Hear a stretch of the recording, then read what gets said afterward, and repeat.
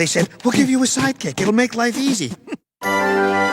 This here yarn is true, having been recounted to me by the confidant of a close acquaintance. Our tale is one of fishermen who sailed the world quite happily until they found a little scrap of treasure-hunting moppery.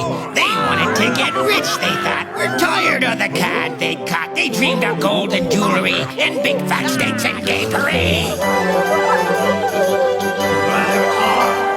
Navigator viewed the stars and drew a course quite readily. They circumnavigated the entire globe methodically. They stumbled on the isle they sought. A subgroup hatched a devious plot involving double crosses, theft, and bloody treachery. They'd let Smart Butch do all the work and find the treasure spot. They'd steal the loot right off of him and strand him there to rot.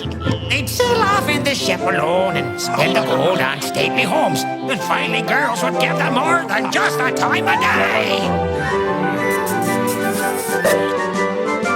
Now the X was spotted underneath a large, enormous coconut palm. They unearthed a gilded box that held a most peculiar charm. A skull was lodged in limbs on high. The charm fit in one of both eyes, and choosing incorrectly would precipitate grievous bodily harm.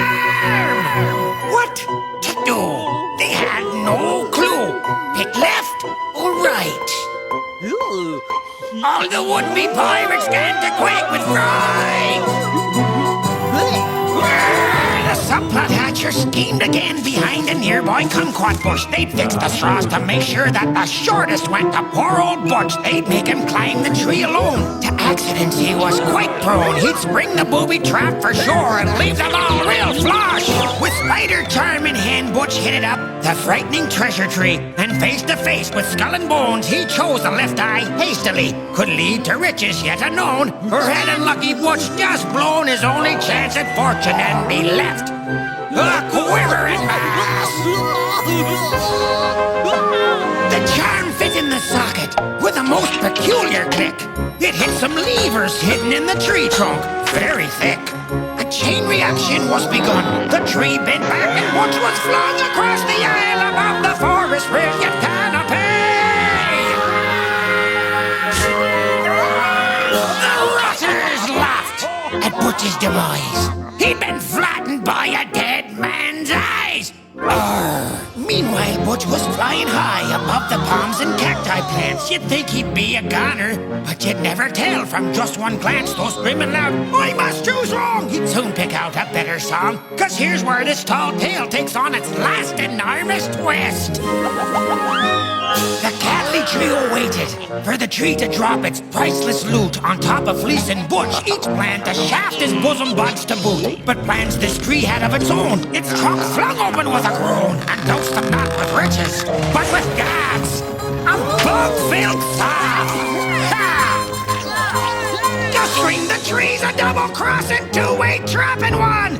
But yelled the map was set adrift by tricksters just for fun. Our threesome groaned with goops high. There was no right to both those eyes. At least Butch got the worst of it, said Stanley as he cried. They all watched Butch top his arc. His descent brought comfort to their wretched hearts. See, the strange thing is that bad guys never finish head of better ones, and Butch's flight was landing him in much more than fresh zebra dung. Amongst the fungi and mushrooms were thousands of mint gold doubloons. The left eye was the right eye to have chosen, our guy sang. And what do you think did happen to the wretched double-crossers three? They stuck for days beneath the skull and crossbones so-called treasure tree. They did not know they were alone. Their ship had long since sea-bound gone. The riches they would never see, nor stately homes, nor gay parade. Their double crosses crossed them back. Their scheming butts were stuck in sap.